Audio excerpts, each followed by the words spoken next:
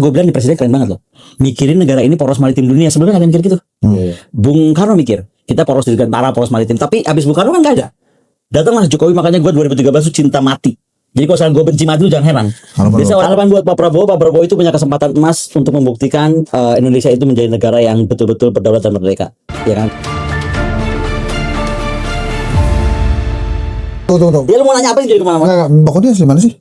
Aku asli Indonesia. Asli Sunda, lahir. Jawa, Bugis, Ternate. Lahir di mana? Lahir di Bandung. Oh, Sunda ada abdi mah. Biasa Sunda. nah itu dah. Kita mau tiasa guys Nah, sudah. tiasanya Unpad tahu tatanya. Sekretariat IKA Fikom Unpad. Aku nih Oh, ketua Fikom. IKA Fikom Unpad. Weh, ketum ya? Ketua. Weh, Bisa siapa ketum? kita bahasa Sunda mah tiasa kayak. Biasa. Nah, Jadi gimana caranya dari Bandung udah bisa sampai Rusia? Tapi sekarang boleh di ini nih, boleh disikat-sikat nih. Jadi lu iya santai. boleh, tapi gue kayaknya ribet sambil makan sambil ngomong dulu, gue basa-basi aja. Oke, Iya. apa tadi pertanyaannya? Jadi kenapa gue dari Bandung? Kenapa lu gimana ceritanya bisa sampai Rusia? Ya udah deh gue bahas. Lu Gue bukan dari dulu. Rusia karena apa ya? Karena gue mungkin pikirannya beda sendiri. Dari awal waktu perang Ukraina itu, ini kalau gue cepetin ceritanya, gue kan nggak pernah kajian ke arah ke sana sebenarnya kan, lebih ke kawasan, lebih ke perang Cina atau ke Timur Tengah sekali-kali. Tapi I never talk about Russia before. Sampai perang itu meletus duar, gitu kan. Nah disitulah aku memang lain sendiri dari awal. Ketika misalnya Pak Dino Patijalal ngotot, wah Putin besok juga seminggu juga selesai lah, inilah itulah. Gue bilang enggak, kebalik. Yang bahkan teriak-teriak nih justru yang usil sama Rusia gitu. Nah kenapa gue lihat kayak gitu? Pertama gue lihat Rusia ini kan bangsa yang nggak terkalahkan. Karena by the way gue perhatian Rusia sebelumnya kan. Maaf nih, ini ala-ala warung kopi nih. Jadi Dia kan media ini. kalau orang ngomong diputus-putus, jadi gue terlupa. Ya habis ini tiba-tiba ada pantrek di sini kan bingung gue juga gimana caranya tuh.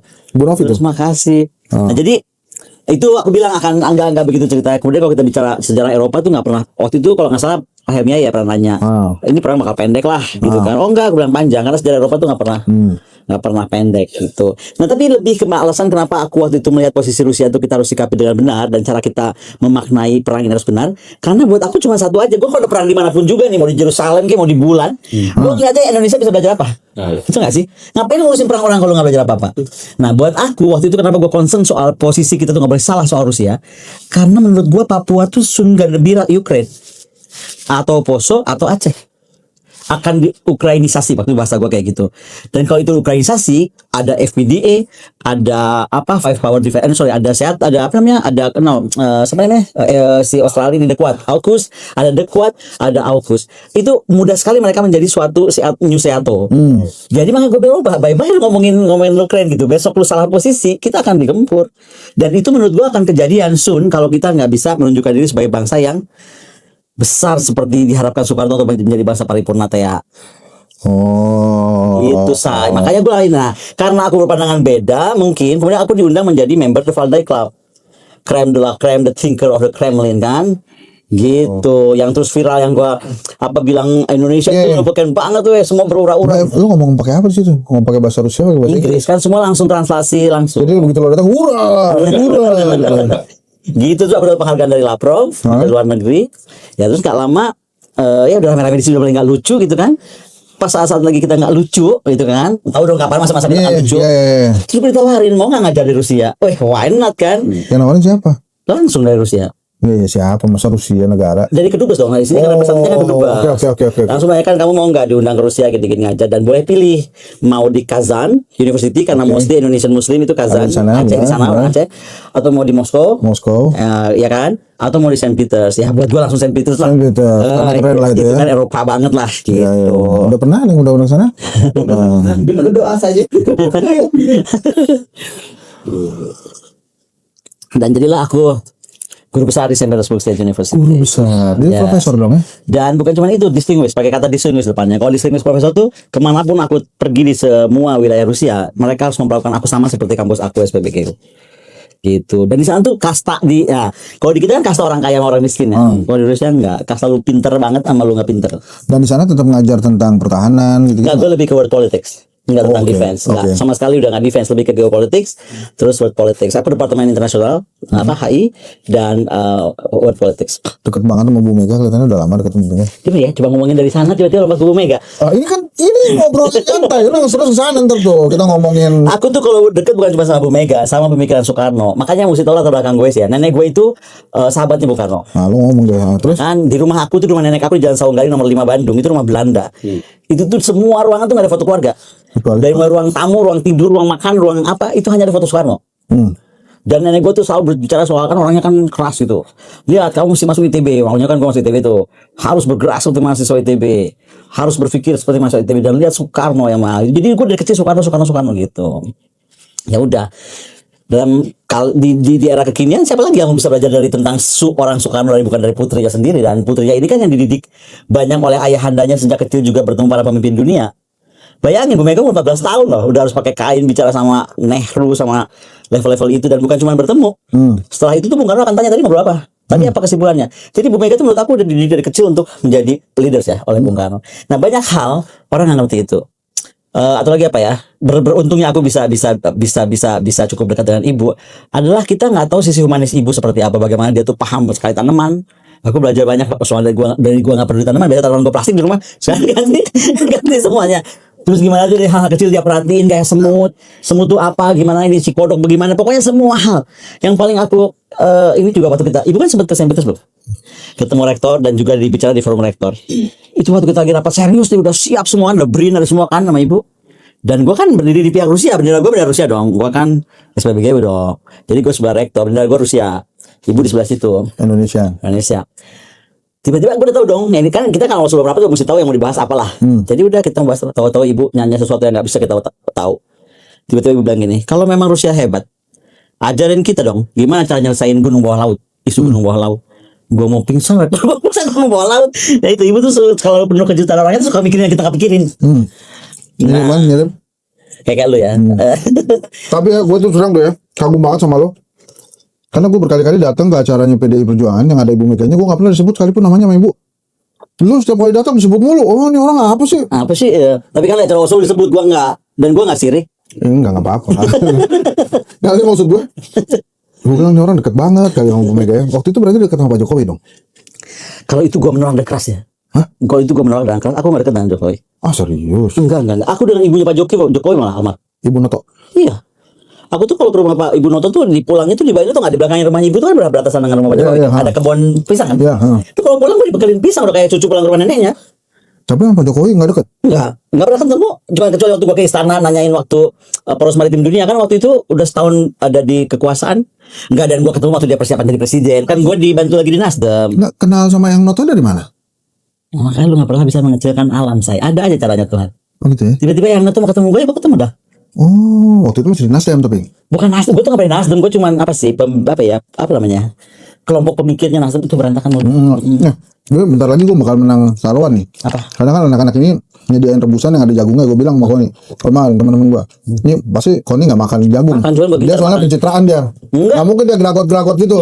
Ya kalau gerabah nggak mungkin, tapi gue suka jagung tuh nggak. Gue makanan paling gue suka tuh jagung. Masa? Iya, habis jagung tuh kangkung. Rocky sama Mahfud MD kesini kagak berhenti makan jagung. Lu jangan khawatir say. Tas itu gue pinjem gue bawa. Oh jadi gak deket sama Pak Jokowi? Salah dong. Gue pikir lu deket sama Pak Jokowi. Itu terus dia berapa kali pada saat persiapan jadi presiden 2013 itu, terus gue ketemu lagi waktu gue sama forum dokter UI mempertanyakan soal apa kabar nih Poros Maritim Dunia. Nah itu, dan gue datang sama para dokter UI, kita punya forum kan. Gue datang.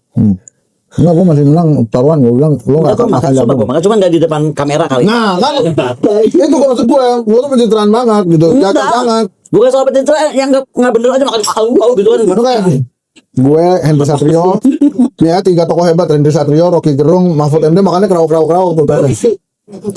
Iya benar kan, parah nih terus.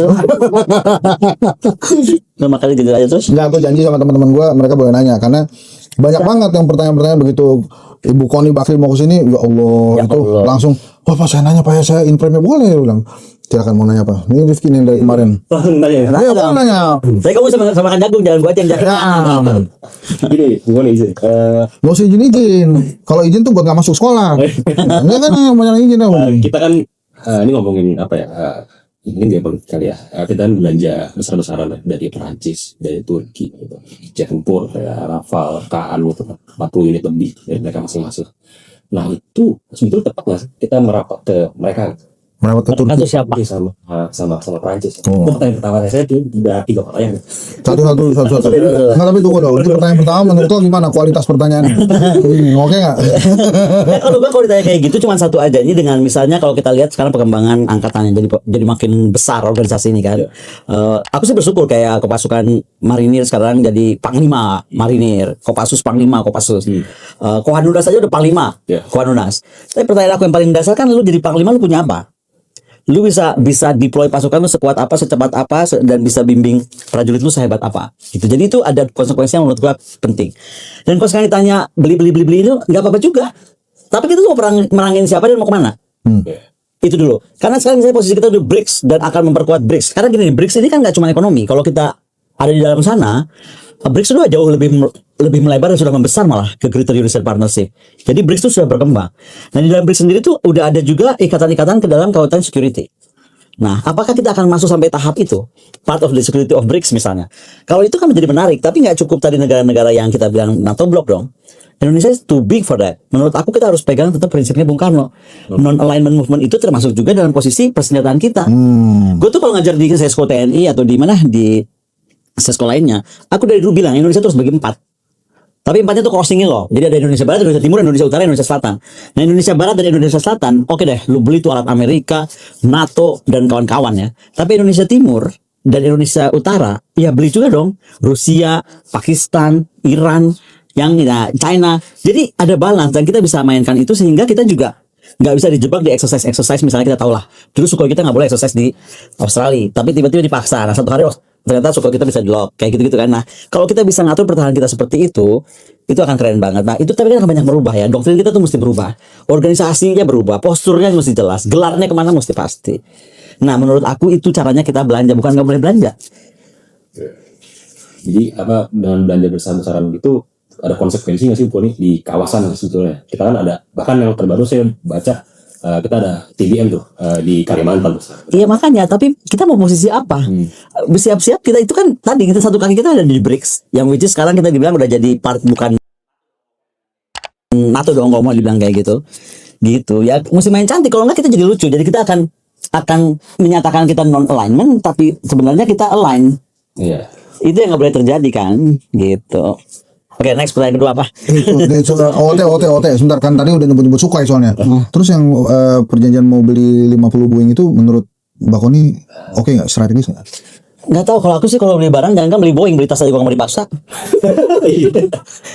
Beli tas, beli sepatu, beli mobil, gua nggak mau dipaksa dong. Gua lihat tuh kebutuhan gua butuh apa enggak ya kan. Terus gua akan cek dong, gua bikin perbandingan oke enggak. Jadi kalau tiba-tiba lu datang ke gue nih, beli nih buku gue, Momentum ya, karena gua adalah apa tadi lu ketua apa?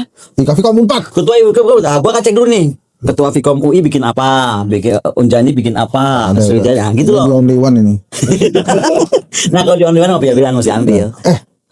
Gua kasih tahu ya, waktu peluncuran bukunya buku ini kan gua datang, harganya 99.001. Sekarang udah jadi berapa? 180. Hah? Bakal 2 kali lipat. Iya, dan diborong say.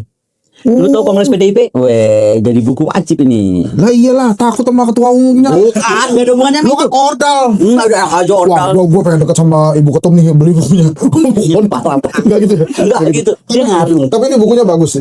Sorry, menurut gue itu puisinya lu sih. Jadi gue Betapa tuh lu dibayang apa kalau katanya siapa nih Kompas? ini apa namanya, Budiman Tanirjo. Budiman Tanirjo. Mbak Koni tuh kesambet dari yang dordar gitu kan. Iya, terus lu jadi melo anak senja gitu. Enggak, karena gue pikir ini nih yang gue pikir waktu itu ya, selama gue sana tuh kayaknya yang bikin bangsa ini jadi kuat terus ya, itu karena rakyat itu bersatu. Rakyat itu percaya pada leaders. Ngerti nggak? Kalau nggak kan udah pada ngapain lu perang melulu kan? Bayangin dong.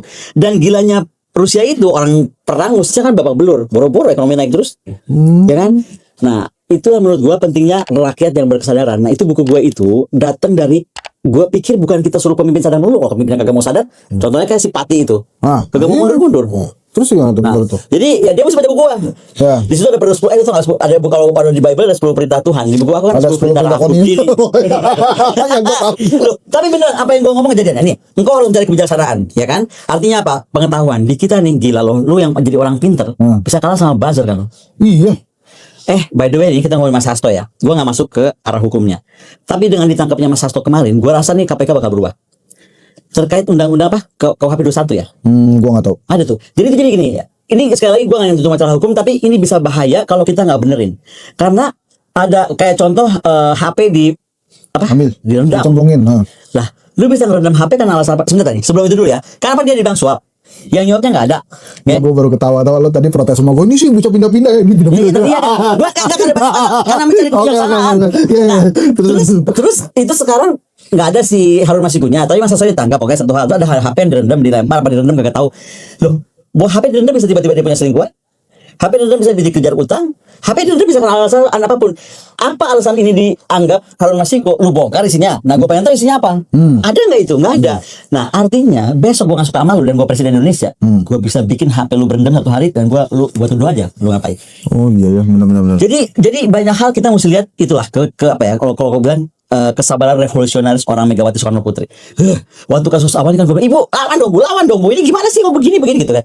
Ibu selalu bilang, ya Mbak Koris, semua mesti tenang, kita mesti kepala dingin, kita mesti itu jawabannya. Akhirnya jawabannya apa? Menurut gua inilah pembelajaran kita untuk tadi pengetahuan dan pemahaman tadi. Nah ini ya, nggak banyak yang tahu kalau Ibu Mega itu sekeras-kerasnya Ibu Mega, dia itu taat hukum banget, asli, selalu diikutin hukum yang berlaku.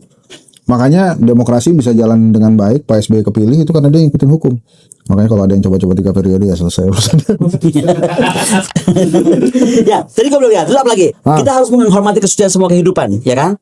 Hormati roh yang hidup. Kagak ada tuh kalau ini dibaca benar-benar kagak ada cerita Pradaluki. Pradaluki itu ya mau apapun alasannya, lu nggak ada membenarkan orang itu harus mati di tangan lo. Itu. Coba deh. Tadi pagi gue WA Panglima. Gue bilang Panglima, saya prihatin soal Lukin. Beneran.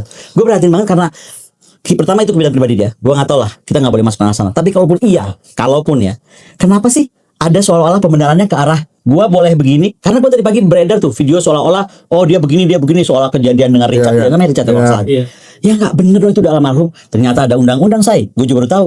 KUHP loh. Itu nggak boleh. Orang mati pun nggak boleh dicemarkan. Nah itu kan dengan kita berpijak tadi kita harus menghormati kesucian hidup. Di kita itu udah nggak ada Gue nggak suka lu. Udah lu bikin kriasil. Wah. Hansal bikin gaduh, kena pasal. Tapi kalau lu presiden atau lu bupati kagak kena pasal lo. Atau lu menteri bilang apa? Bilang tanah mau direbut gak kena pasal lo. Iya. Nah, kenapa bisa begitu? Jangan ya aja lu mesti bikin sesuatu dong. Iya. Iya kan gue ya. Gue mikir dulu lah. Lu mau langsung aja kan podcast Gitu. gue nyanyi mulu. Kenapa jadi bandnya? Iya kan? Nih, engkau harus menumbuhkan persatuan dalam keberagaman. Sekarang orang beda sedikit udah dianggap apa? Gue pakai baju Bali. Ya ilah, gue ke tempat Bali itu pura-pura orang. Harus di situ harus pakai baju adat, memang puranya pura kayangan jaga tuh nggak bisa masuk pakai baju biasa aja. Wah, bukan nih murtad masuk. Apa sih ini? Gitu loh. Apa sih ini masyarakat itu jadi kayak gini sih, Ya gue nggak tahu. Ngeri deh. Ngeri. Ya lu tulis buku lagi lah. Ya nanti ada sharingnya. Kan gue mau balik, gue minggu depan udah pulang. Terus baru 4. Oh, baru 4 ya? Terus aja. Oh ya terus. Tadi yang Pokoknya sampai haleluya lah. balik dulu ya. Ya yang kelima ini tentang kau harus jadi penjaga damai dan harmoni tadi. Menghormati tetangga, perbedaan apapun yang ada di kita. Orang kita memang diverse banget kan bangsanya. Penjaga damai dan harmoni. Yes. Bukan penjaga jalan damai dan jalan harmoni. Beda. Ini Karena berat loh. harmoni itu jiwa peradaban. Makanya kalau kita nggak bisa menjaga keharmonian hidup tadi Bhinneka Tunggal Ika itu berat. Ini kan gua karena orang Fikom tuh ada salam komunikasi, harmoni. Ada harmoni ya. Iya. Keren. Oh iya kan? Ternyata kata harmoni itu dalam loh. Iya. Terus ini harus menghormati dan menjunjung tinggi martabat dan kebebasan setiap jiwa. Jadi lu tuh nggak bisa gini ya. Gue denger tadi ada berita seorang dosen UI ditanyain pendapatnya di suatu seminar namanya Haryadi atau Suryadi ya. Terus dia menceritakan lah apapun juga alasan dia kan. Dari pandangan akademis nih itu bisa dijemput. Oh ya? Dijemput sekarang lu hati-hati lu. Oh iya, makanya gue inget tuh ada peneliti yang memprediksi megatrust itu kan. Nah, yang ada tsunami. Itu dianggap bikin gaduh kan? Iya, dijemput ya. Itu yang aku bilang, kenapa bupati yang bikin gaduh gak dijemput? Kenapa menteri yang bikin gaduh gak dijemput? Kenapa orang yang PHP-in lu, IKN lu bakal sukses gak dijemput?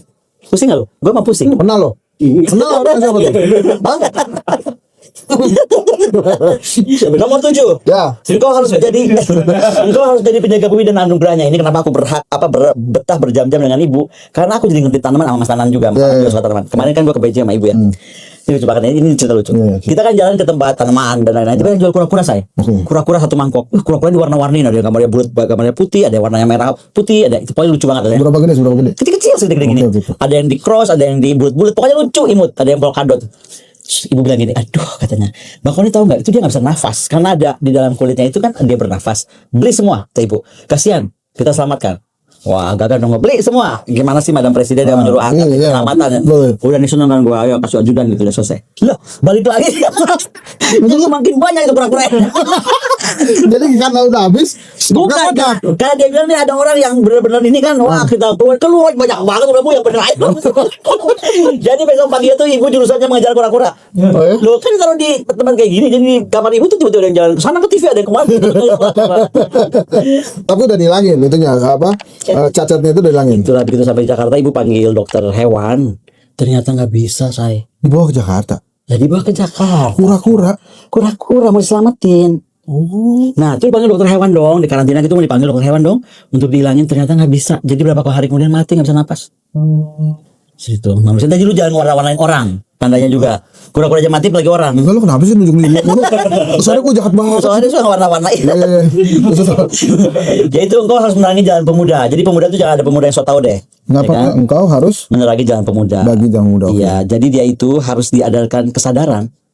Jadi kalaupun lu punya om lu di MK, nggak artinya lu harus bisa jadi apa aja. Sadarkan. Ada orangnya nih. Oh iya benar ya. Ini ada orangnya nih. Ada ya? Ada nih. Oh, ada ya? Om lo di MK, Ya. bukan berarti lo bisa jadi apa aja yang jadi apa aja. Dan om lu atur-atur. Ya. Nggak bisa. Siapa orangnya? Ini sekarang mesti tanya dia mulu nih. Dia nggak mau kena pasal kegaduhan. Terus itu nomor 9, kau harus memilih keberanian dan cinta di tengah ujian. Jadi gini loh, mungkin kalau ini lebih kepada gue lihat Rusia ya. Rusia itu besar dan hebat karena dia tuh justru ujian tuh dia terima. Di kita nih, lu nggak boleh ke Starbucks atau apa sih sok-sok kita anti Israel, nggak boleh ke Zara. Berarti 7 hari lu manyun kan. Kalau di sana nggak boleh, oke lempar kita bikin produk sendiri. Oh, di sini enggak. Di sini kan curhat, wah gara-gara ini gitu. Di sana enggak loh, hari ini kita dicabut ya udah besok pagi ganti aja namanya, kenapa? Gitu. Yang rugi bukan mereka, bukan kita kok mereka gitu. Yang terakhir itu menghormati keterkaitan suci antar bangsa. Jadi itu nggak boleh kita ngecap yang ini lebih baik daripada yang itu. Oke. Yang itu lebih baik dari yang ini. Makasih ya, bukan nih sebelum kita pindah ke sebelah, ini tanda tangan lu dong. Iya harus ya. Nah lu juga tanda tangan dong. Udah dong. Oh udah ya. Gua mah walaupun nggak diminta, gua tanda tangan Mana duluan. tangannya? Ada. Gua tuh nggak usah diminta, yang penting eksis gua. Belum diminta juga gua tanda tangan duluan. Mana Pi? Nah kan nggak ada kan apa udah. Ada, cuma ini Ibu Novi lupa ngasih pembatasnya, jadi kita mesti cari-cari. Tuh ada tuh, Ibu Koni. Oh iya ada deh. Momentum ini penting nih. Momentum. Ini kapan nulisnya? 2020. Jadi ini disertasi gua tentang momentum politik. Jadi definisi momentum politik itu Henry Satrio yang punya tuh. Wih, handsome. Dan kan, set, coba kita lihat. Gua udah punya satu tapi belum ditanda tangan sama lu karena kemarin gila semua orang nyerbu lu. Ya iyalah jual launching ya, masa diserbu. Tapi itu Tapi kalau nggak komentar, kayaknya satu-satunya tempat launching buku ya, VIP dan biasa itu jadi satu. enggak, misalnya gaya aku. Iya. Jadi kan itu di teater harus ada nomor kursi kan? Gua nggak Dikocok ada. ya? Harus dikocok. Tapi untuk VVIP, gue cuma kasih pengumuman di depan.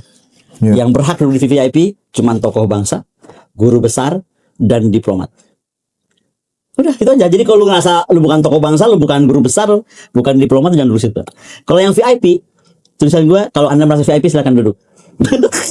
Tapi gue ngerasa tokoh bangsa waktu itu. Gue masuk aja. Asli gue masuk aja. Jadi ketemu sama Pak Hendro segala macam. Tapi lu udah tokoh bangsa dong kalau gitu. Pertanyaannya. Jadi, tapi itu dari mana sih lo keluar dari dalam terus ada kabut-kabut, ada kemenyan ya? Menyan bukan sih? Itu kemenyan. Kemenyan kan baunya Iya, enak kemenyan. tuh soalnya. Terus lo datang kayak seperti putri keraton baru keluar dari peraduan gitu. Itu ide dari siapa? Jadi gue bercerita, itu kan persiapannya tuh mepet banget. Sekarang berapa? 14:08. Oke.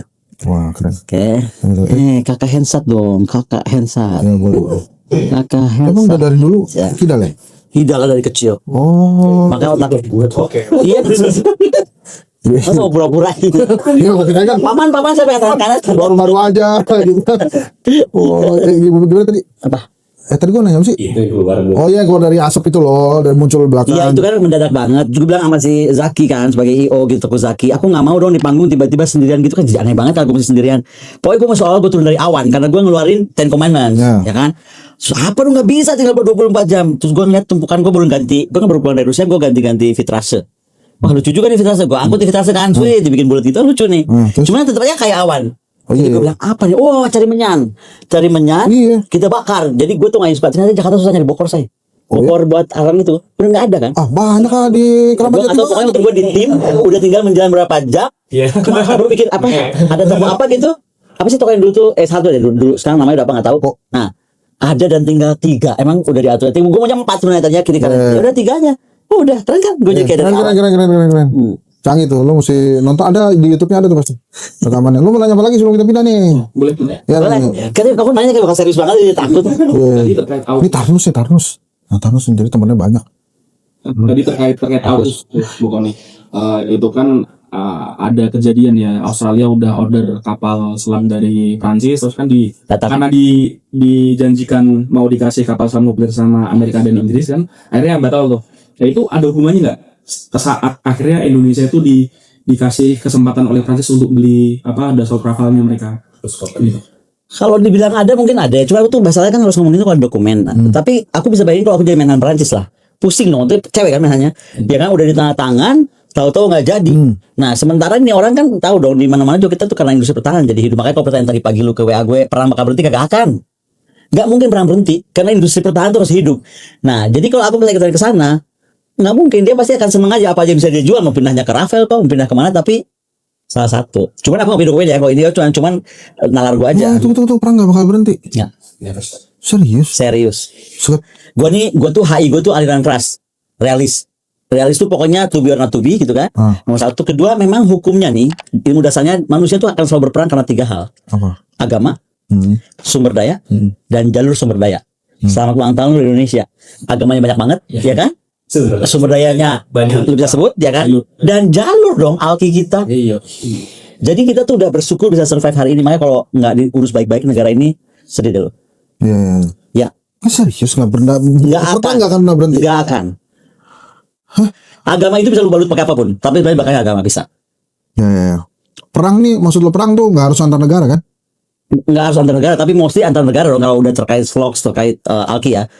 Tapi yes, nggak akan. Dan Indonesia tuh punya, kalau gue malah dosa atau ketidakberuntungan itu. We have everything yang dianggap pemicu perang. Ya udah, ini mohon maaf ya kalau pertanyaan saya nggak berkenan nih, sekali lagi saya mohon maaf. Indonesia bisa survive nggak kalau perang? Maksudnya perang fisik, Iya, perang. Tuh. perang sama negara orang gitu. Iya, diserang nih kita. Segala gitu. Sekarang lu lihat aja Pati, survive nggak aparat sama rakyat? Ih, lari bos. Nah, udah itu jawaban lu. Cuma beda rakyatnya sana, nanti dari yang lain tempat aja kan. Iya, tapi kita bisa menang nggak kalau perang? Kalau dari segi militer ya berat, karena tadi aku bilang sebenarnya momentum Jokowi jadi presiden itu kenapa aku dukung awal yang awal banget, karena gue bilang di presiden keren banget loh, mikirin negara ini poros maritim dunia. Sebelumnya nggak ada yang mikir gitu. Bung Karno mikir kita poros dirgantara, poros maritim, tapi abis Bung Karno kan nggak ada. Datanglah Jokowi, makanya gue 2013 itu cinta mati. Jadi kalau sekarang gue benci mati itu jangan heran. Biasa orang benci mati itu kan udah pernah cinta mati kan. Nah, jadi gue kagum banget sama orang ini ya. Dan dunia sopan banget kan saat ngomong pertama. Bukannya udah betul saya ngomongnya, karena orang kan rendah hati dulu, rendah hati. Sekarang tidak lagi. Nah, terus kok ketawa sih? Nah, ya jadi juga lupa ketawa semua. Nah, nanti abis ini kita nyanyi terima kasih Pak Jokowi. Ya awal tuh poros maritim banget.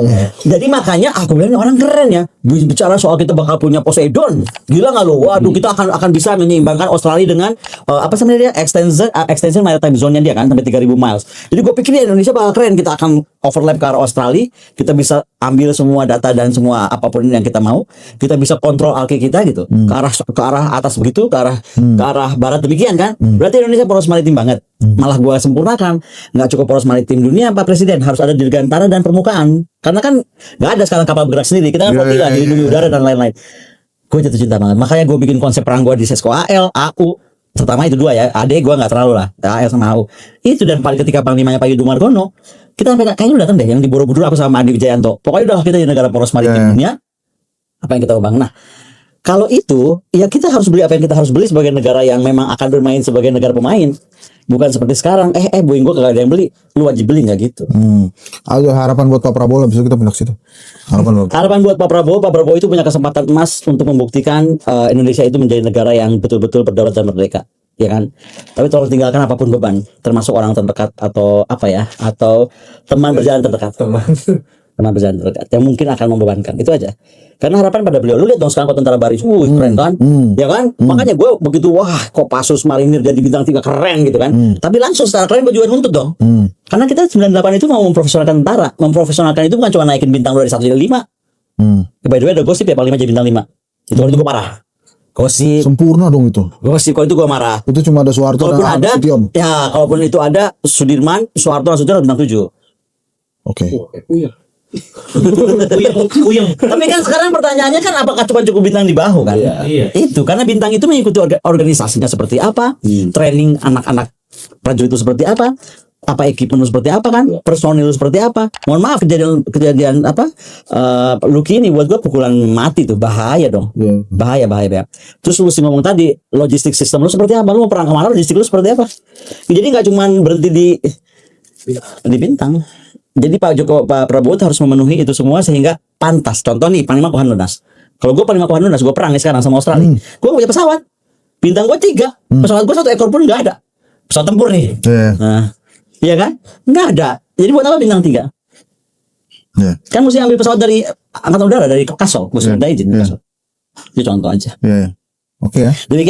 Demikian kita ngobrol-ngobrol kita, dan saya berhasil memenangkan pertaruhan ini karena Ibu Koni tidak makan jagung sama sekali. Terima kasih ya. Kita pindah ke sana masih bersama Ibu atau Mbak ya? Pelajaran Mbak Koni, Prof Koni Rahakundini Bakri.